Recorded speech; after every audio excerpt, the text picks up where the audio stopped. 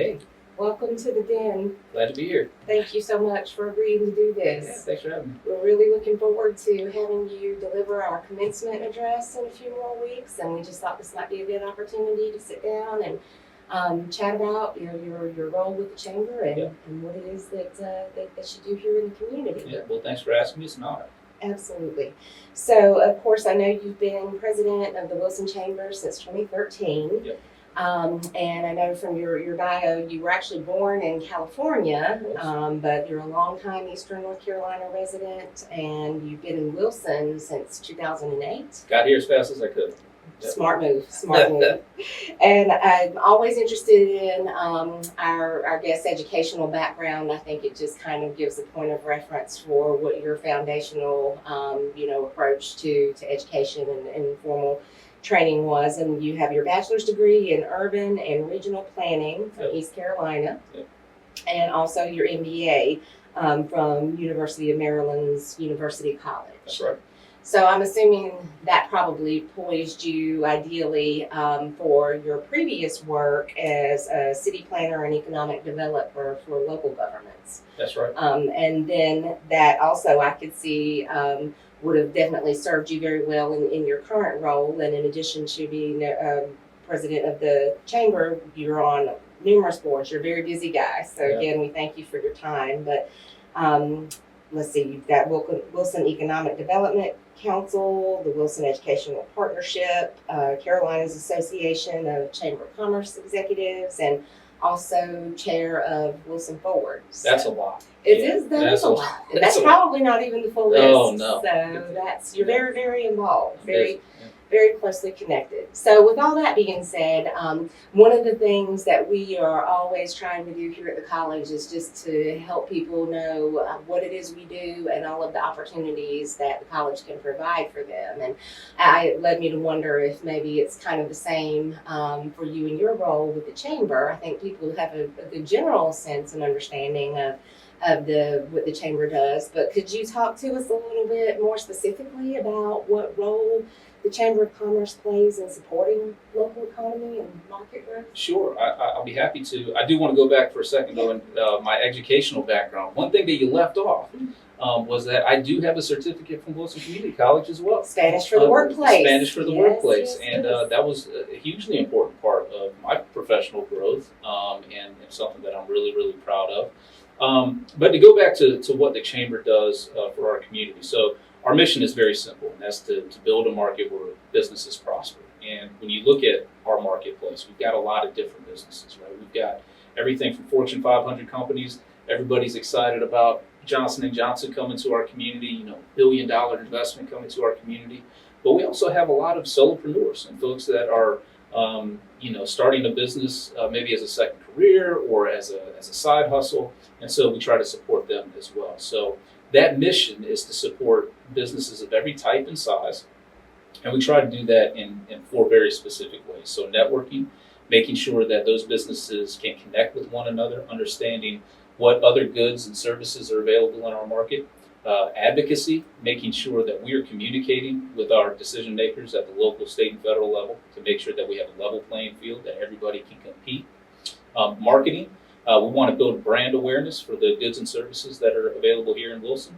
And then finally, education. And education, we interpret a few different ways.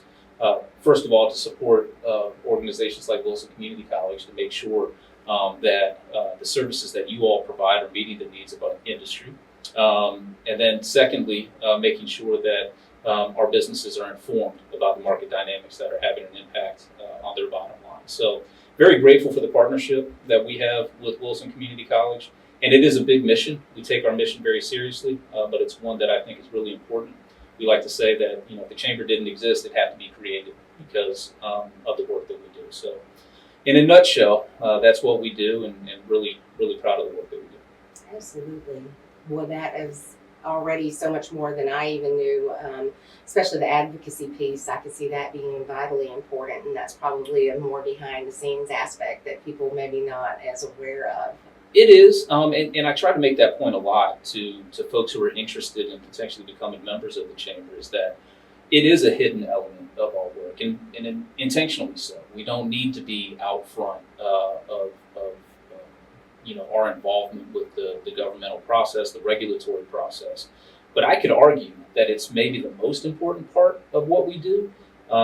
Wilson is so unique, and we have our own unique challenges and opportunities. And fortunately, and I think the Chamber helps a lot in this regard, we have really great relationships with all of our elected officials, regardless of party affiliation. Really productive lines of communication where they know the challenges and opportunities that we face as a market, and at the same time, they're willing to share with us information about what's happening in Raleigh, what's happening in DC, or even what's happening in City Hall that might have an impact on our businesses. So yeah, I want people to know how important that advocacy work is. For sure, for sure.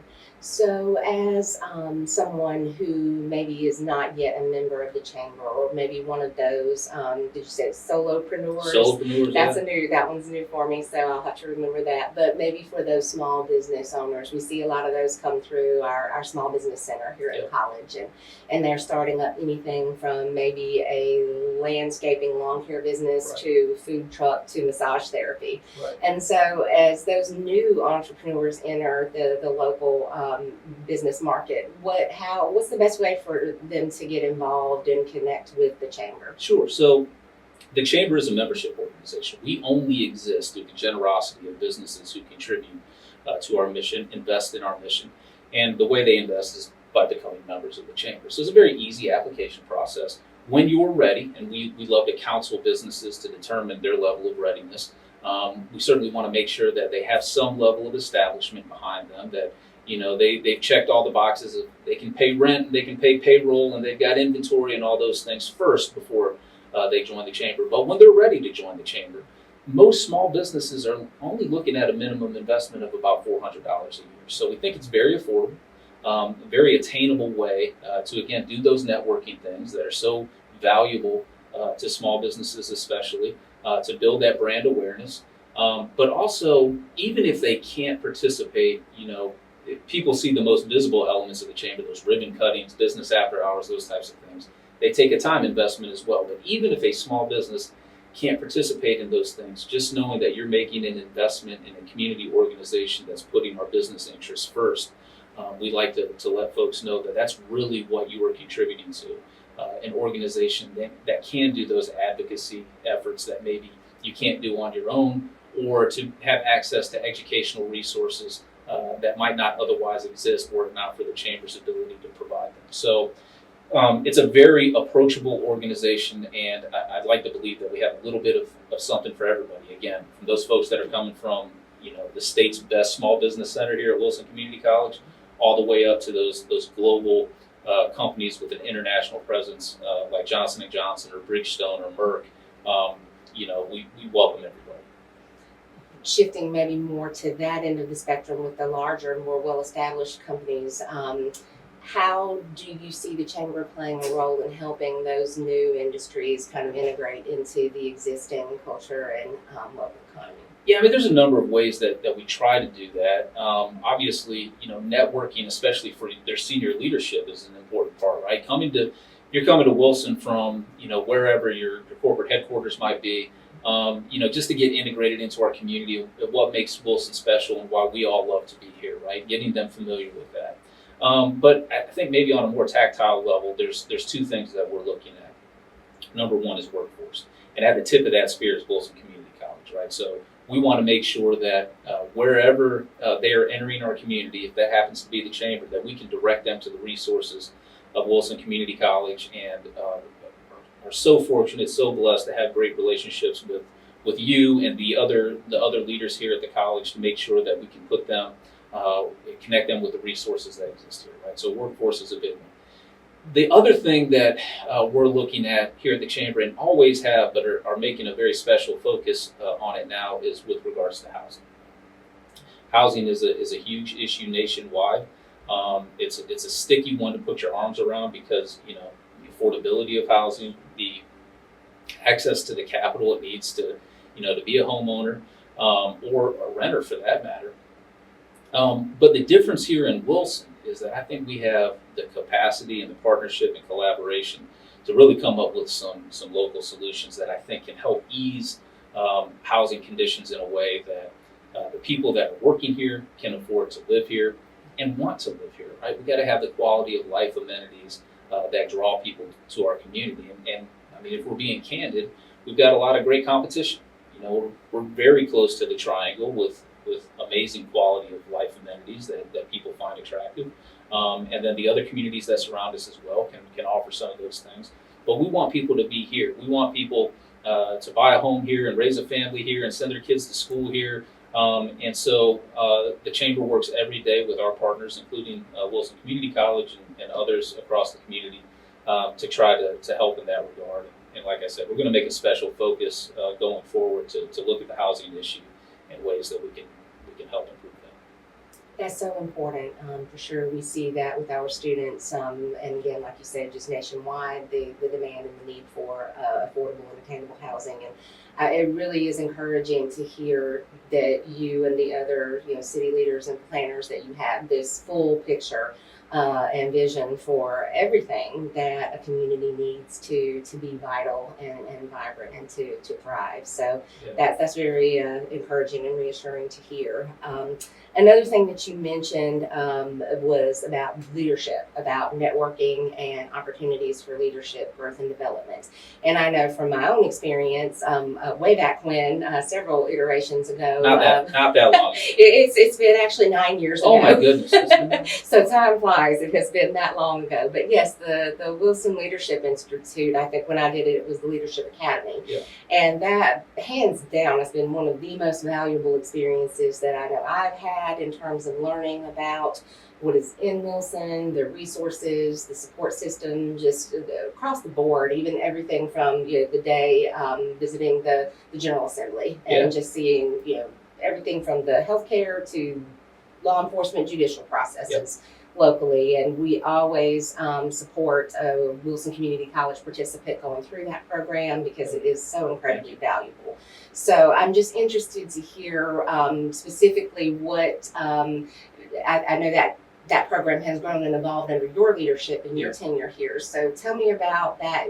Why does that seem to be particularly important and necessary from your point of view? Yeah, thank you, and very grateful to the college for their support of that program over the years. So, let me talk about the two leadership development programs actually that the Chamber has. So the one that you mentioned is the Chamber's Executive Academy, and it is for folks just like yourself, people that are already established leaders within their organizations that just need greater awareness of the community dynamics of Wilson so that you're a more informed leader for Wilson Community College or whatever organization that you represent.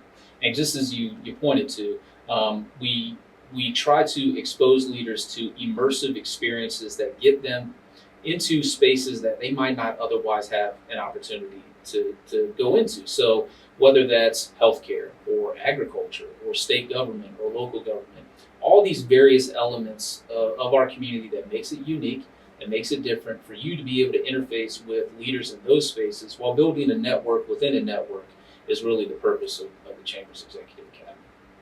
Another leadership program that we started about 10 years ago in partnership with Wilson Forward, as well as at the start, Wilson Economic Development Council, is something that we call the Wilson Leadership Institute.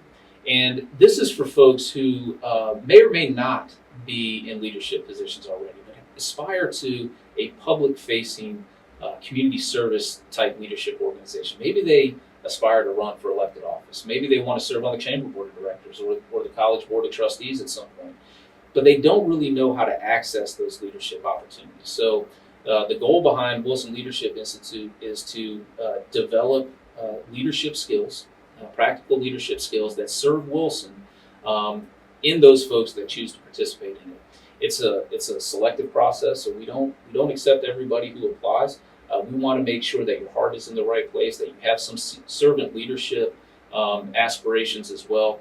And then we go through about a 10-month process of building those leaders, developing them, and then try to connect them with leadership opportunities that exist in our community. So that's one that we're also really excited about. And again, it kind of points to Wilson's unique ability to create local solutions that serve our community's interests, right? So I'm really encouraged by our ability to do that. That's why I think we will be able to at least come up with a start to solutions around the housing issue, because we've already been successful with things like Greenlight Community Broadband, right? How do we get broadband access to everybody who needs it? How do we make sure that our utility infrastructure is in a good spot? And how do we make sure our leadership infrastructure is where it needs to be? And so we've developed programs like that to help along the way.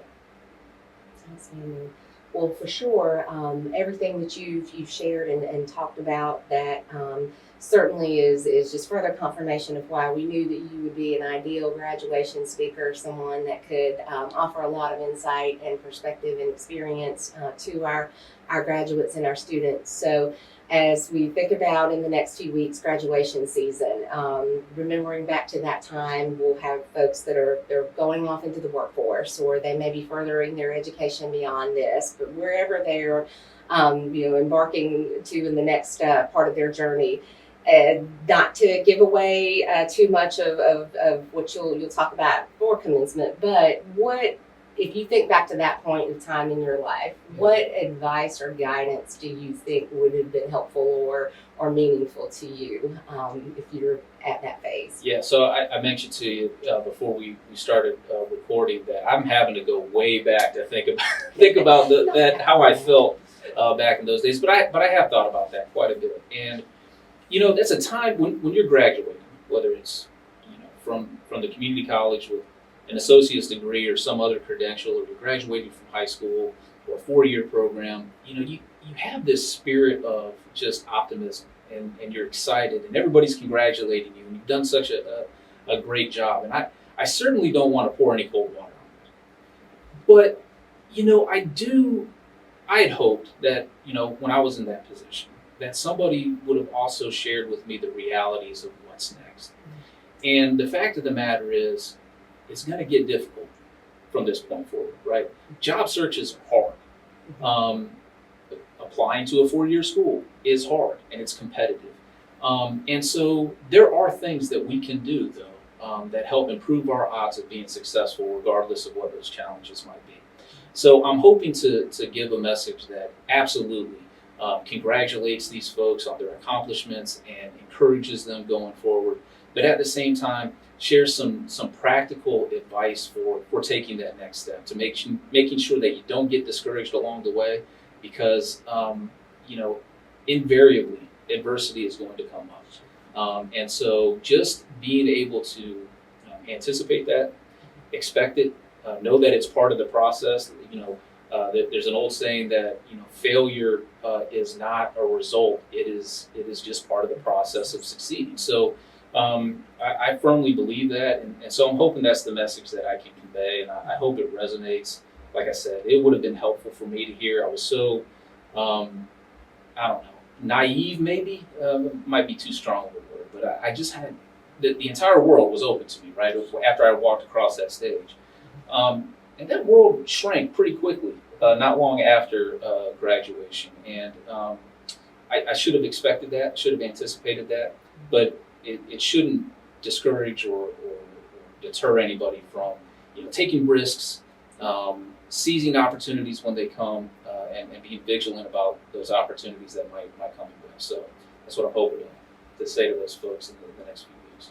That's such an important message, and I think one that we can all benefit. And that is a thing that we remind students, that what you said, that sometimes not being successful right out the gate it doesn't mean that you're not good enough, or that you're not smart enough, or that you don't have what it takes. That is just part of the process. And you're so right. Like, I think understanding that is a big key to helping people build that resilience to just persevere and press on. Yeah, and the other trap that we can fall into, especially if you're maybe a non-traditional learner, right? Maybe you've waited until later in life to go back and further your education.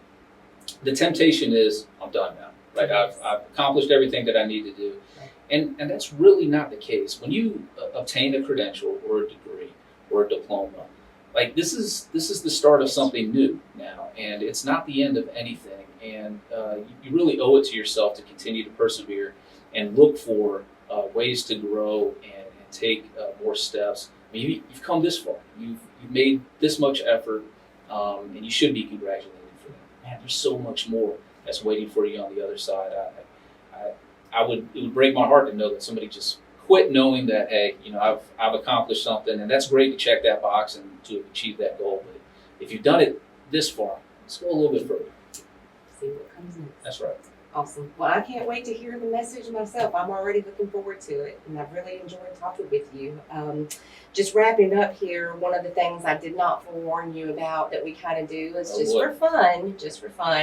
No right or wrong answers. We just shift to something totally unrelated, inconsequential. I don't know where you're going with this. Okay, so you've got teenagers, so like the TikTok challenges, the things that people say, well, do you like this or that? Okay. Do you want to be, I don't know, a pirate or a spy?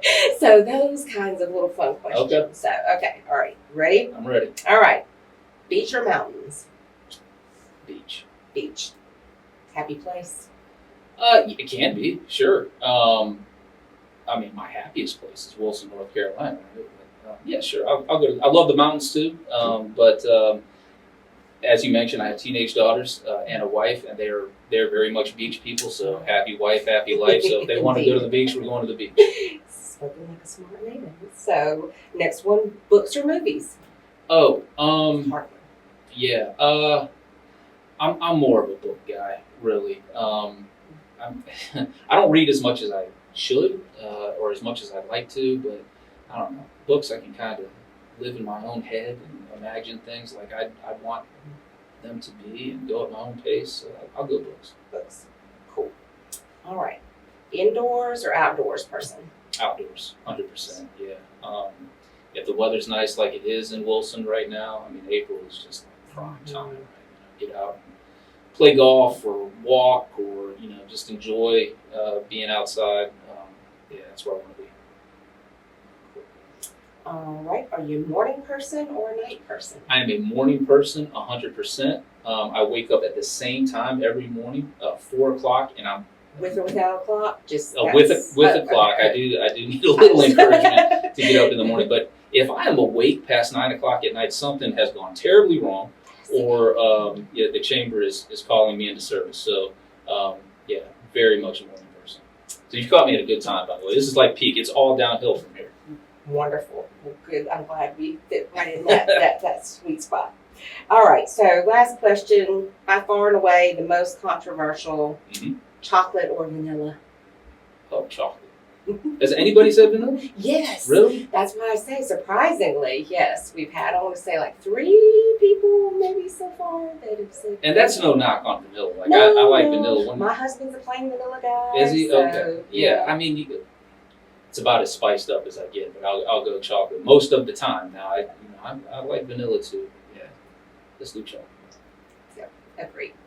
Well, thank you so much for indulging that, for, again, talking to us, sharing with us about the message you'll bring for our graduates, and we'll look forward to seeing you on May 9th. Looking forward to it. Thank you so much. If there's someone you'd like to hear from, we want to know. Please send us topics and guests you'd like to see in future podcasts. Thanks so much for watching.